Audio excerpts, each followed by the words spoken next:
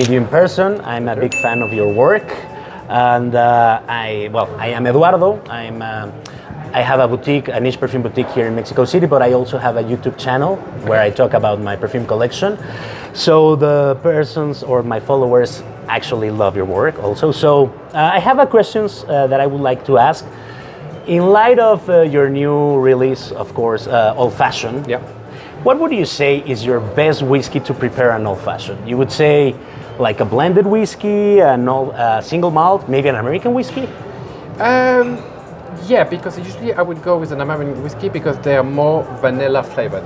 Okay. You know, and I like personally better. There's more whiskey touch of sweetness. Yes. Yes, and then a bit of Angostura bitter, you know, and then a little slice of orange. Amazing. I like my old fashioned simple.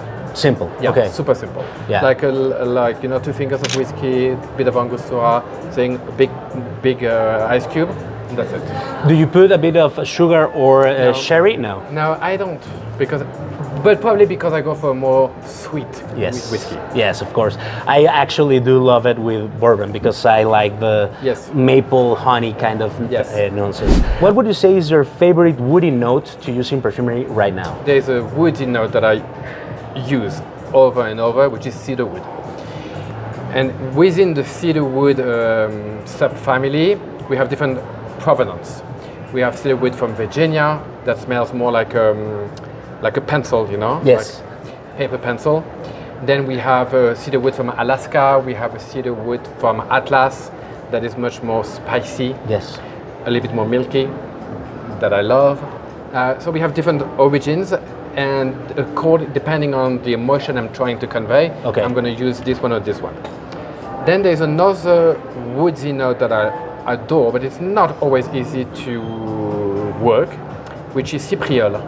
Okay. Or people also call it papyrus wood. Yes. So it's a very dark wood. Woody kind of. Woody, yeah. Yes. So I love this one, and I'm using a lot in a perfume that I'm launching in February 2020. I don't know. 2020. Which year are we? 2024? It would be 2025. 2026 probably. Oh. So this is a very early. Yeah, because February 2025 is in 2 months. No. Yes. February 2026. Okay. And I'm using a lot. I'm actually using both cedarwood and cypriol, and sandalwood.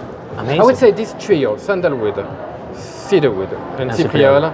This is and patchouli. I forgot. I mean, how can I forget patchouli? No. Of course, you have a lot, but no, patchouli. I use a lot of patchouli. Yes. I think it's the most central. The cedar just gives a feeling of fullness to a scent. Yes. But aesthetically, I love patchouli. And well, the second part of the question was, given the soul of the spirit is the cask, what wood do you think imprints the most character into a spirit? Interesting question because cedar. Cedar. For sure, cedar. Yeah. Cedar with vanilla. Okay, perfect.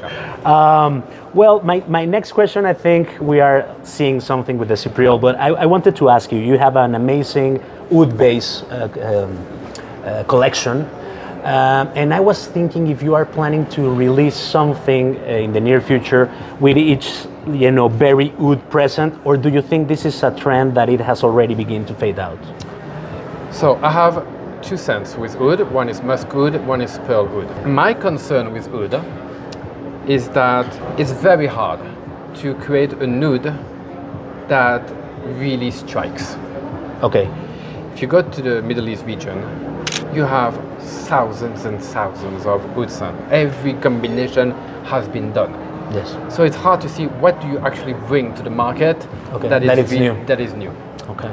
Second issue is that usually when you come up with a oud scent, you have a lot of your Middle Eastern customers who want something new, and they buy a lot. They want to bring to their families, but they buy it once because it's new. Yeah. Then you have a huge number, and then people say, "But what are you going to do with all this? To anniversarize this number next year?" Yeah. And then you like, people push you to do a second oud. There's brands that you can see. There's oud number 1, oud number 2, because everyone has to anniversarize the numbers of course. For me, it's like a Ponzi scheme, So I'm very careful about the oud scent. Okay. And at the end, the real connoisseur, my customer, the way they do the layering, and they layer sometimes up to 7 different scents. Wow. A body cream, a hair perfume, at least 2 scents that they combine. Usually, before applying 2 scents, they do a musk base, and I have a scent called Musk Butterfly that has been, it's also for them because they use it as a base. Yeah. And then you put the 2 scents that they layer. Oh wow. And finally, they do a pure oud oil that they choose very specifically that they apply. Points. Okay. It would mean that they smell like everybody else. Of course. They want to have a unique olfactive identity, and they achieve that by having this layering of 7 different scents that everyone they choose uniquely for them.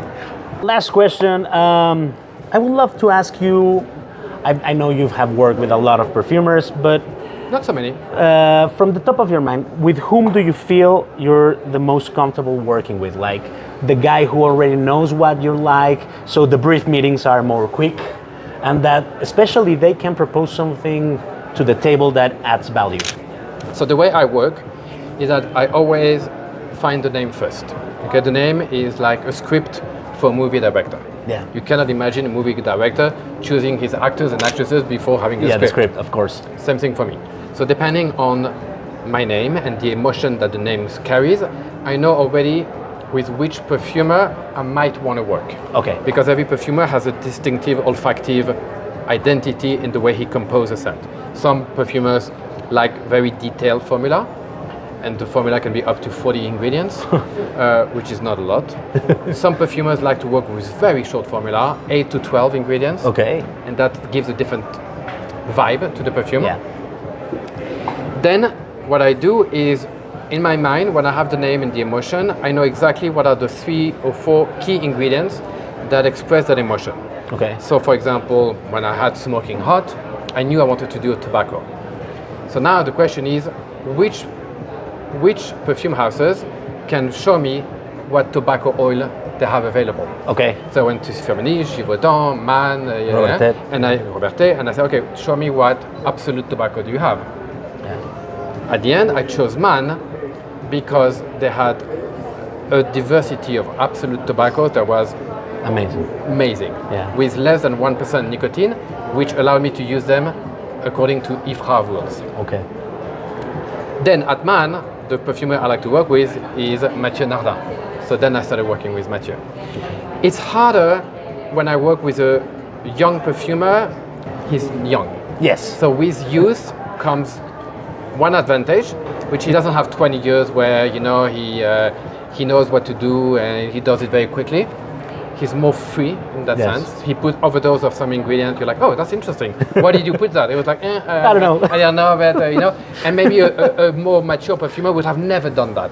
But obviously, with more mature master perfumers, they know how to fix a formula much quicker. Yes. You tell them, when I wear it, the top is great, but after 2 or 3 hours, there's a bit of a hole.